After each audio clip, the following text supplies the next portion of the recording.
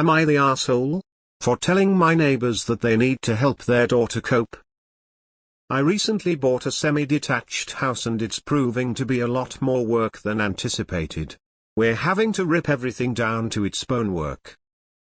My new neighbors are a bit elusive. I know Terry's at least a dad and a daughter, and the daughter has additional needs. We've been working for 3 months and she has been having screaming fits every time we work with anything remotely noisy. There is also a son, and I know there is at least a mum somewhere, but I've never seen her.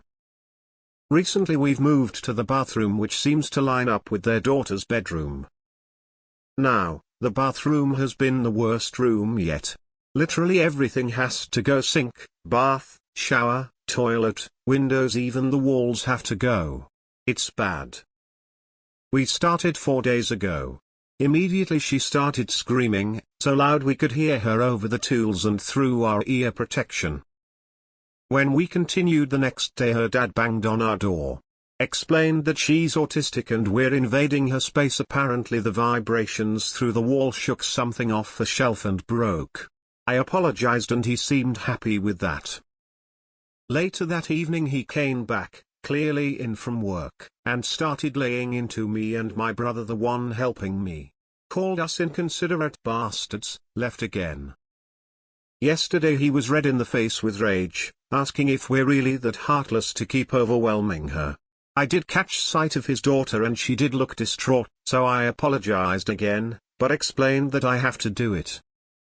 Today he came knocking, again, and demanded we move on from our drilling. He explained that his daughter hasn't been able to recover from meltdowns, that it's been a constant battle for days. He and she are both exhausted. I apologized, again, but told him it was his job as a father to help her cope and we should not have to hinder our work for a child we don't even know. He left, pissed as all hell, and ever since my wife has been giving me the cold shoulder. We're expecting and she's calling me an asshole, saying we would expect the same decency when our baby arrives. I understand why the dad is annoyed, but I am on a time crunch and my brother and I are basically doing this solo, obviously excluding the hired help for things I'm not well versed in. We're continuing on with our work, but my wife still isn't talking to B. She called me a dick and I've been delegated to the couch. The neighbors also seemed pretty pissed when we left. So, am I the arsehole? Am I the arsehole here? You're the arsehole for not including that you're doing construction from 5 p.m. to 11 p.m. every day. OFC, your wife is mad. Imagine having a newborn and trying to put it to sleep at a decent hour only to have loud construction noises outside during bedtime. I'm honestly surprised none of the other neighbors have complained to you, cause I'd be pissed if someone was doing major construction after 9 p.m.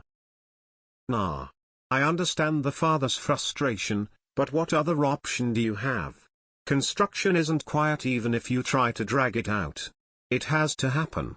Maybe try to do it when the daughter is out of the house, or arrange with the father for her to leave for a certain amount of time. You're the asshole. Your comments indicate that you are doing a teardown DIY reno on an attached house exclusively after work hours. With just one other person. So construction starting at 6 p.m. and lasting long past a typical kid's bedtime. BC quiet hours legally start at 11 p.m. And you are doing this for weeks on end. Instead of hiring help and blasting through sooner, or taking work days off, you save money, but your neighbor suffers greatly. I hope they don't take pleasure in waking your sleeping baby. You're the asshole. You conveniently left out that for 3 months you have been making all this noise every day from 5 p. 11 p. because you work a day job too. Yes, you are a major R for this alone. This isn't a 1-2 week deal. You've been doing this for 3 freaking months. I'd be annoyed with you too, and of course your wife thinks you're an R.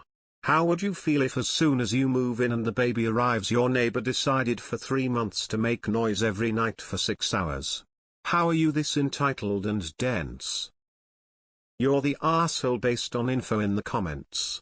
I don't care what the law says, making the amount of noise you are clearly making up to 11 at night is not reasonable.